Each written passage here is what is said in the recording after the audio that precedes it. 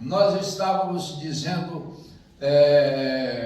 acerca do nosso tema pressupostos, arrependimento e perdão, pressupostos para a nossa comunhão com Deus. Falamos sobre perdão na nossa primeira aula. Quem é que se lembra, meu Deus, da nossa primeira aula? Não? Em que eu digo que perdoar. Bom, antes eu falo sobre arrependimento, explico o que é arrependimento, não? Que arrependimento não é arrependimento. Arrependimento é mudança de maneira de pensar. Não? Depois eu falo sobre o perdão. A primeira verdade sobre o perdão é a seguinte. Meu Deus, já estou na página 16, quando eu vou começar a falar sobre perdão. Peraí, já vou, que nada, muito mais do que isso.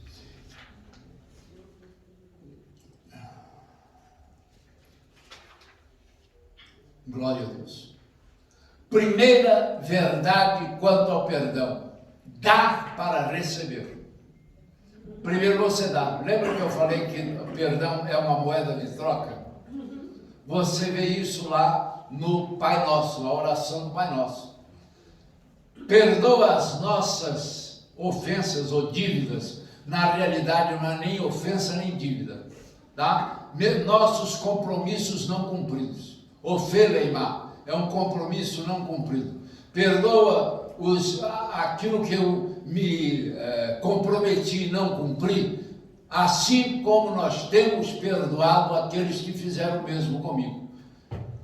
No original é isso, tá? Então, primeira coisa é dar para receber. Primeiro nós liberamos perdão e depois recebemos perdão. Se não liberarmos perdão, Deus não tem nenhuma, entre aspas, Deus não tem obrigação, mas Deus não tem nenhum compromisso de nos perdoar. Ficou claro? Essa é a primeira verdade do perdão. Dar para receber. Isso está na nossa apostila, na página 19. Então depois você pode ler. Segunda verdade: perdão é sempre em favor de quem perdoa. Ficou claro? Sim. Porque quando eu libero o perdão para a pessoa, eu estou me liberando desta pessoa.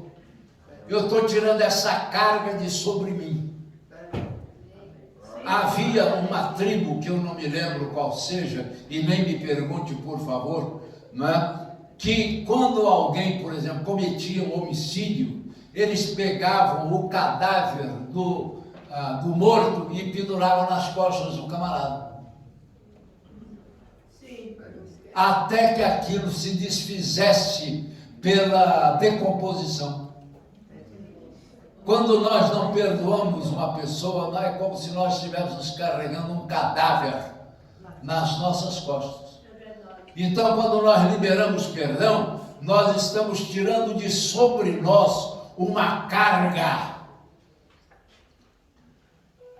completamente diga Jairo. Pastor. Jairo é a forma grega de Jair. Olha só. Estou olhando. A pergunta é a seguinte: o senhor me faz um mal, injustiça. Eu lhe perdoo. Aí o senhor diz: eu não perdoo você. Como é que fica? O senhor está liberado. Porque eu tenho obrigação de liberar perdão para aquele que me pede perdão. Mesmo se o senhor não me perdoe, eu estou liberado. Claro que sim, ué. Vai carregar uma culpa que é minha? Se o senhor liberou. Jogou o cadáver fora. Muitas vezes nós somos obstáculos que impedem nós recebermos as bênçãos de Deus. Ouviram o que o pastor Silvio disse? Ouviram ou não? Então, fica de pé, pastor, e fale para a turma em nome de Jesus. Pode fazer isso, homem de Deus. Muitas vezes nós somos obstáculos para recebermos as bênçãos de Deus por falta de perdão. Nós somos eu fiz uma palestra para os jovens da nossa igreja, dizendo o seguinte: nós, e tem isso numa apostila nossa, nós somos os nós da nossa vida. Nós somos os nós da nossa vida. Todo mundo entendeu, né? Pelo amor de Deus. Não é aquele negócio que você pega o cordão e forma aquele trequinho chato de tirar. Quem é que compra pão na padaria e vem com aquele araminho assim? Quem é? É muito mais fácil do que dar um nó. A minha mulher ama jogar fora o araminho e fazer um nó, e eu não consigo tirar.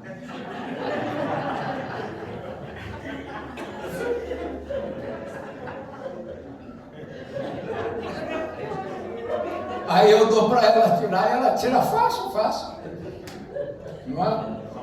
Então, veja bem, o perdão é sempre a favor de quem perdoa. Ficou claro? Depois vocês leiam isso, por favor, na Bíblia não, na apostila que vocês pedirem através desse número, 991730824.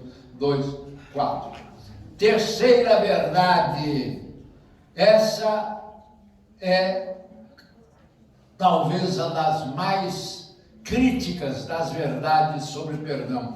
Perdoar não é esquecer. Gente, eu já vi tanto pastor, perdão, Senhor, já vi tanto pastor dizer isso, que perdoar é esquecer. Perdoar não é esquecer. Lembra que eu disse que nós temos duas memórias, memória de emoção e memória mental? Isso foi da nossa primeira aula, lembra disso ou não? Sim. Glória a Deus. Deixa, antes que eu esqueça, a minha filha me criticou outro dia, e disse: por favor, não fale mais nisso e naquilo. Né? Quando eu mudo de turma, eu costumo repetir algumas questões, porque nem todos estiveram em todas as nossas aulas.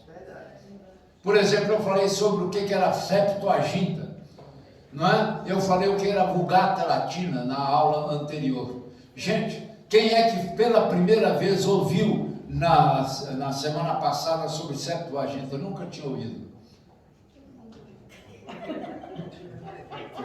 Então, minha filha, você tem toda a razão.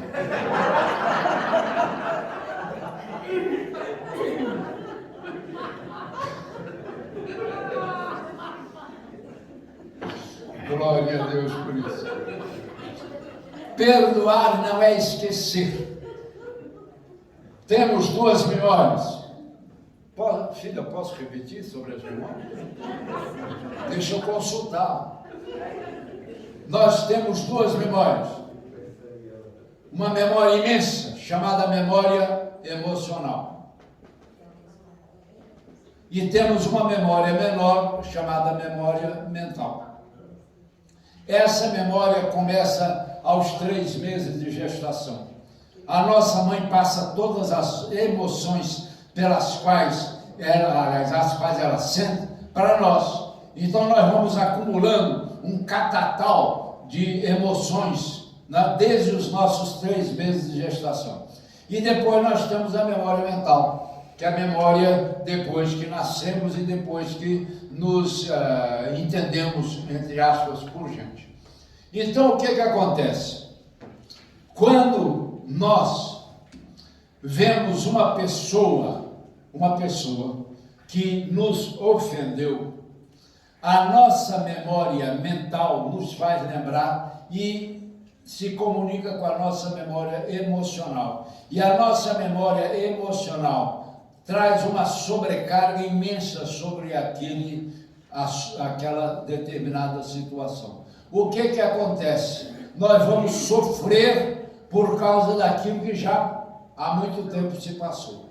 Quando nós perdoamos as pessoas, o nosso Deus, que é Deus, passa um bisturi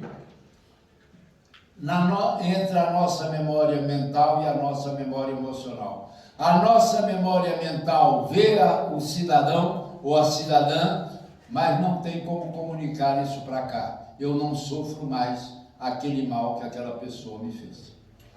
Amém. Ficou claro? Seria assim, não há mais cobrança, né? Não há mais cobrança. Ficou claro? Sim. Então, tudo bem. Perdoar não é esquecer. Perdoar é não sofrer sobre aquilo que já passou e foi liberado. Amém? Isso tudo está nessa nossa apostila, está aqui a memória mental, memória emocional. Tenho até o gráfico aqui que eu faço, que você depois pode ver. Santo de Israel, onde é que eu estou? Até está bonitinho, está bem engraçadinho. Eu ainda falo sobre uma intermemória. E depois eu falo sobre aquela questão do arrependimento, que Jerônimo, quando era padre, e quem pediu para ele traduzir era a Vulgata, traduzir para o latim o Tanar, que é o Antigo Testamento, eu não gosto de falar Antigo Testamento, prefiro chamar Primeira Aliança, não é? Que é o nome. Por que nós chamamos de Testamento? Novo Testamento e Antigo Testamento? Por quê? Gostei de alguém que falou, não sei. Porque Jerônimo simplesmente pegou Berit, que era aliança, e traduziu como testamento. Tá? Berit é aliança em hebraico e diatek em grego. Ele pegou, em vez de traduzir como primeira aliança, ele traduziu o Antigo Testamento e depois traduziu o Novo Testamento, que seria diatek, né? Ele traduziu como Novum Testamento. Só por isso. Por isso que nós temos o Antigo Testamento e o Novo Testamento. Até a gente lendo as cartas, a gente vê muito isso, né? Nova aliança, antiga aliança, né? Muito mais lógico, porque não é testamento, é aliança. Por quê? Qual é a diferença entre testamento e aliança? Temos aqui advogados entre nós. Quando eu falo que temos advogado, eu olho logo lá para o doutor Silvio, que está sentado ali, e a doutora Viviane, que está do seu lado. Temos mais advogado aqui, que o pastor Silvio também é advogado. Temos o doutor Júnior ali, que também é advogado. Qual é a diferença entre aliança e testamento? Glória a Deus. Aliança é um acordo, né? Não ouvi. Acordo, aliança. Mas repare uma coisa. Tá certo. A aliança tem a participação de pelo menos 2 pessoas. É um compromisso também, né? Aliança é pacto. A melhor tradução é concerto ou pacto. Concerto não conhece aí não, tá pessoal? É concerto. Tá? Concerto é pacto. Então, há necessidade da participação de 2 pessoas. E testamento não. É manifestação unilateral de vontade. É verdade, é totalmente diferente. Basta uma pessoa. Ela manifesta, né? Manifesta a vontade dela. Testamento. Então, jamais é testamento. É aliança. Nova aliança. O novo, entre aspas, seria o Novo Testamento. E primeira aliança, nunca diga antiga nem velha, tá? Não diga Velho Testamento, não. Eu sei que em inglês é old, mas não diga velho, não. Diga antigo. É como eu estava falando, eu não sou velho, eu sou antigo. Amém. Amém. Antiguidade vale muita coisa, velhice não vale, não. Tá certo? Eu entendo assim. Ficou claro sobre isso? Então,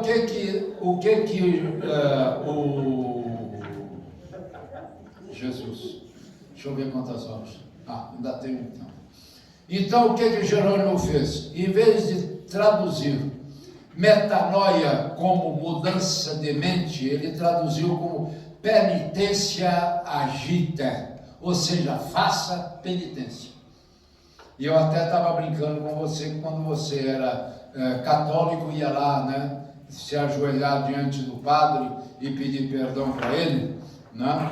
Você sabe por que que existe a confissão auricular? Todo mundo sabe o que é auricular, né?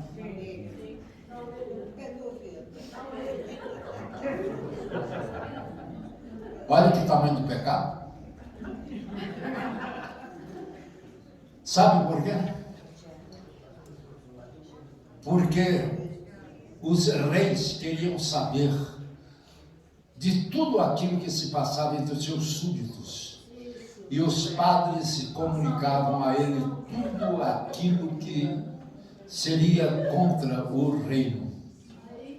É por isso. Aí vazava, né, pastor? Não entendi, filho. Aí vazava. Vazava. Então, faça penitência, quando na realidade mude a sua maneira de pensar. Tá? Então, deixa eu ver aqui o que eu tenho a mais ainda a dizer. Acabou a apostila e eu não falei 5% dela, mas disse alguma coisa que interessa. Né? Então, repara uma coisa, amados. Nós temos que... Nossa aula está tão gostosa, se fosse 5 horas, tem que ser tudo. Vamos aplaudir a nossa vida. Mesmo que você não concorde, eu concordo inteiramente. Tá? Então, amados, repara uma coisa. Se você quiser ter...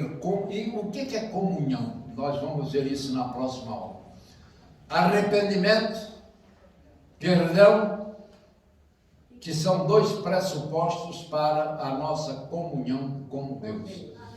Nós já falamos aqui sobre comunhão muito ligeiramente. Comunhão é o quê? É ter coisas em comum com outra pessoa. Está claro?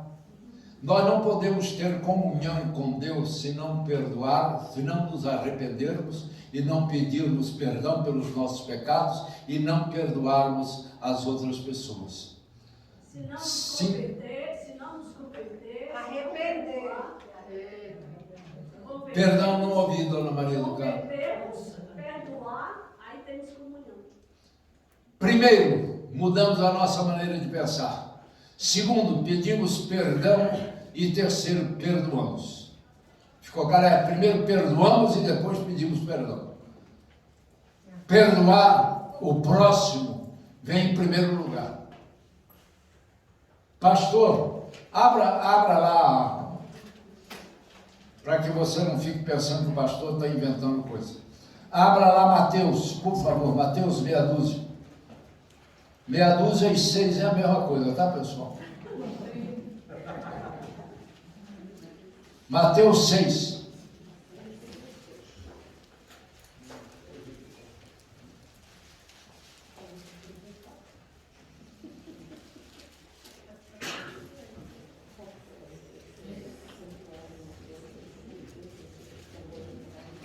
Repare o que está escrito assim, aqui.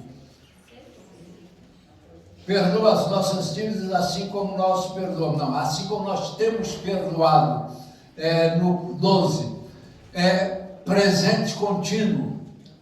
E aí veja o que está no 14, por gentileza.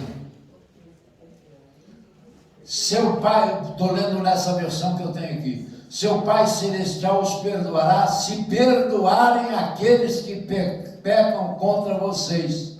Mas se vocês se recusarem a perdoar os outros, seu Pai não perdoará os seus pecados.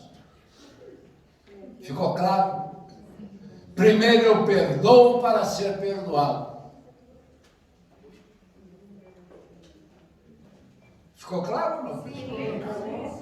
Então repare uma coisa, eu tenho que primeiro perdoar, e esse perdoar é um presente contínuo. O que é o presente contínuo? É uma constância, é uma coisa constante. Presente contínuo é aquilo que está a cada momento em que surge, isso está na nossa segunda apostila, em cada momento em que surge um perdão para ser perdoado, eu tenho que perdoar de imediato. presente contínuo. Não tem que deixar passar, não. Então você perdoa de imediato. Então repare uma coisa, para ter comunhão com Deus, eu tenho que ter, primeiro, perdoar o próximo, pedir perdão pelos meus pecados, e só aí eu me reconecto com Deus. Quando é que o homem perdeu a conexão com Deus, a comunhão com Deus? Perdão? Quando pecou, lá em Gênesis 3, concordam comigo? Eu sei que eu já falei aqui sobre isso. Isaías 52, 1 e 2, por favor. 59, perdão, 59. Isaías 59, 1 e 2. Eu vou ler depois nessa versão, que eu nunca li esses versículos nesta versão. 59, 1 e 2 de Isaías. Leiam para mim, por favor. Eis que a mão do Senhor não está encolhida para que não possa salvar, nem surdo o seu ouvido para que não possa ouvir. Mas as vossas iniquidades fazem separação entre vós e o vosso Deus. 59, 1 e 2. E os vossos pecados encobrem o seu rosto de vós, para que vos não ouçam. Entenderam? Para ter comunhão com Deus, eu não posso ter pecados que não foram por mim perdoados e nem pecados que eu não pedi, que eu não tenha pedido perdão a Deus. Ficou claro? Sim. Ficou ou não ficou, gente? Pelo amor de Deus, ajuda o pastor. Vou ler na nova versão transformadora. Ouçam, o braço do Senhor não é fraco demais para salvá-los, nem seu ouvido é surdo para ouvi-los. Foram suas maldades que os separaram de Deus. Por causa dos seus pecados, ele se afastou e já não os ouvirá. Está ok? Então, repare, para ter comunhão com Deus, eu não tenho que ter nenhum perdão a ser liberado, aliás, liberado, eu tenho que liberar perdão àquelas pessoas que me ofenderam, aquelas pessoas que me, você sabe. Alguém tem a revista corrigida aí? Eu sei que tem uma senhora aí que tem. Eu acho que hoje ela não veio. Leia, por gentileza, novamente, 5,44 de Mateus.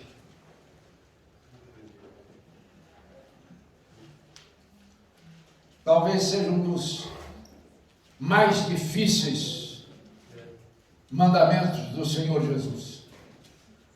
Eu, porém, lhes digo: amem os seus inimigos e orem pelos que perseguem vocês.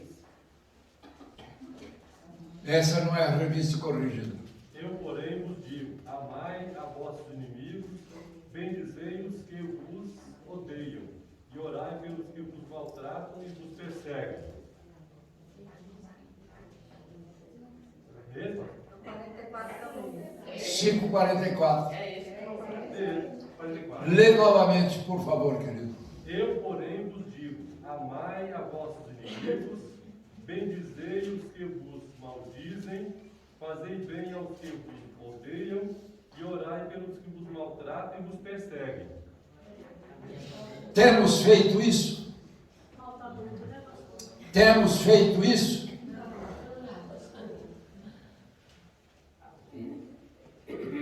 Será que temos?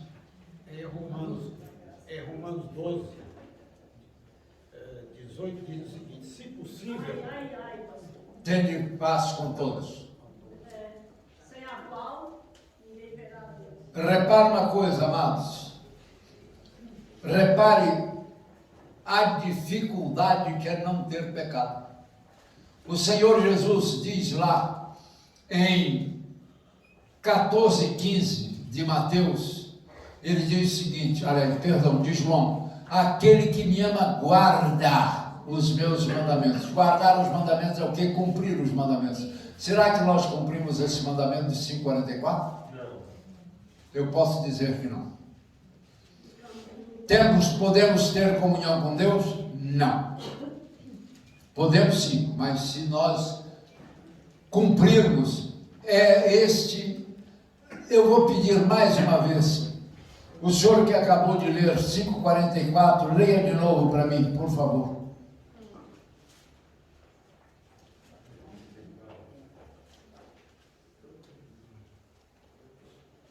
Eu, porém, vos digo, amai a vossos inimigos. Amai aos vossos inimigos. Deus não está mandando que eu os torne meus amigos. Eu falo isso na nossa apostila. Continua, por favor. Bendizei os que vos maldizem. Bendizei os que vos maldizem. Continua. Fazei bem aos que vos odeiam. Fazei bem aos que vos odeiam. E orai pelos que vos maltratam e vos perseguem. Orai pelos que vos maltratam e vos perseguem. Merece um quadro bem grande, né? Assim, Merece um quadro bem grande, não do lado de fora de nós, mas dentro do nosso coração. Amém, amados? Reparou o quanto é difícil ter comunhão com Deus? Talvez seja por isso que a gente pede e não recebe. Por quê? Porque não temos os ouvidos de Deus estão surdos ao nosso clamor. Porque as nossas iniquidades ainda fazem separação entre nós e Ele. Por isso que se resume tudo. Pode falar, dona Dinalva, esposa do Alexandre. Isso muitas vezes nos torna um pouco hipócritas, né, pastor? Um pouco Hipócritas. hipócritas. Porque quando a gente conhece Deus, né, verdadeiramente, a gente quer que os outros também conheçam e às vezes a gente até julga, né, assim que a gente seja melhor, mas na realidade... Amados, eu sugeriria, eu me lembro que quando eu tinha 11 anos de idade, 10 para 11 anos de idade, eu estava interno em um colégio lá em Miracema, no norte do estado do Rio de Janeiro, e eu resolvi fugir do colégio e fui para um lugar onde havia uma lagoa muito bonita, chamada Lagoa Negra, e ela tinha as águas pretas mesmo. E eu me lembro que quando o diretor descobriu que a gente tinha fugido para lá, mandou fazer uma frase que outro dia eu estava lembrando dela. Não devo me afastar do recinto do colégio sem prévia autorização. 500 vezes. Até hoje eu me lembro. Há 75 anos.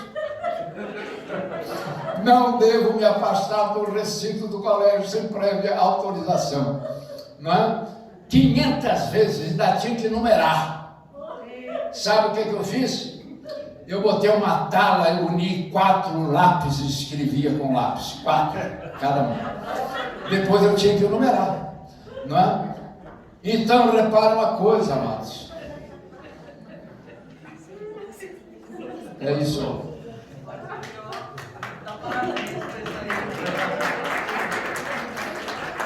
Eu não devo me afastar do âmago da palavra de Deus, senão eu vou ser castigado. Castigado, Deus castiga, não. Eu me castigo por não ser abençoado por Ele.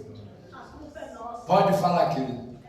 Pastor, o Salmo 139, ele fala sobre os inimigos. Como é que a gente lida com isso? Fala o quê? Sobre odiar os inimigos, aqueles que são inimigos de Deus. Qual é o versículo, por gentileza? É verdade, tem essa situação. É 21. 139, 121? Salmo 139, 20 e 21. Ah, 139, 20 e 21. Espera aí. Nós não podemos confundir o Antigo Testamento com o Novo Testamento, tá, pessoal? O Novo Testamento é muito mais difícil do que o Antigo Testamento. Se lembram que em Mateus 5, o Senhor Jesus disse: ouviste o que foi dito, não adulterarás. Eu, porém, vos digo, se alguém olhar com intenção impura para uma mulher, no coração já adulterou com ela. Antes precisava do ato, agora simplesmente o pensamento. Olha que coisa. Então o Novo Testamento veio mudar muitas questões, torná-las muito mais difíceis para nós. Qual é 139, 21? 21 e 22. Deixa eu ver como é que eu tenho a versão aqui. 21 e 22. Acaso, Senhor, não devo odiar os que te odeiam? Não devo desprezar os que se opõem a ti? Isso é uma pergunta que ele está fazendo, não é uma afirmação. Está certo? Não é uma afirmação. E odiar aqui não é odiar. Não é ter ódio pela pessoa. Pastor, ele responde no 22. 22. O 22? Aí o 22 diz: sim, eu os odeio com as minhas forças, pois teus inimigos são meus inimigos. Isso é Antigo Testamento, é a Antiga Aliança, né? É um salmo de Davi que era um guerreiro, não são as novas disposições da graça de Deus. Totalmente diferente. Por isso que no Novo A Testamento, aliança é superior. Ela tem coisas melhores, mas Por isso, no Novo Testamento, pastor, Deus realça tanta importância do amor. tanta importância do amor. O pastor está falando isso. Eu me lembro quando ele era o superintendente da Escola Bíblica Dominical, que sempre lia o Salmo, 1 Coríntios 13, né, que fala do amor de Deus. Então, repara uma coisa, antes era assim, agora não é mais. Ouviste o que foi dito, eu, porém, vos digo. É totalmente diferente. Ficou claro? E quando Jesus morre na cruz, ele morre por todos. Quer dizer que ele não vai fazer, né?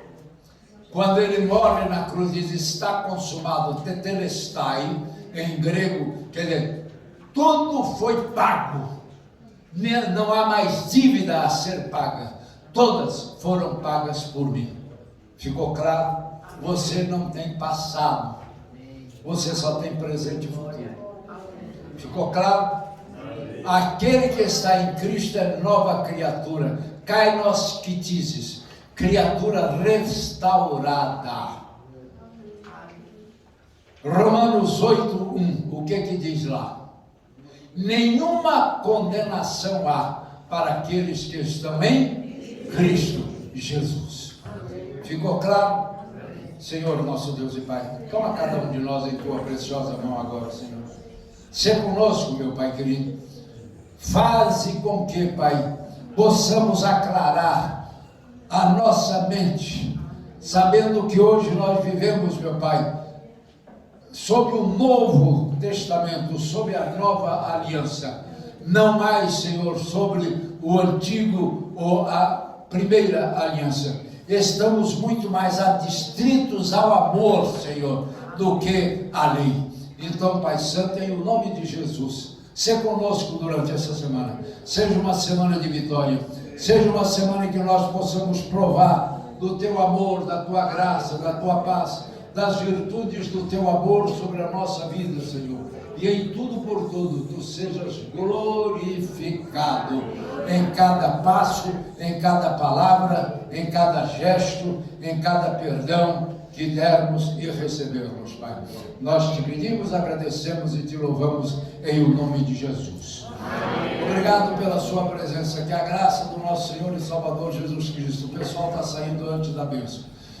O amor de Deus, nosso Pai Todo-Poderoso, e as doces consolações e a comunhão do Espírito Santo, seja com toda esta classe e com todo o povo de Deus, hoje, amanhã e para sempre. Amém.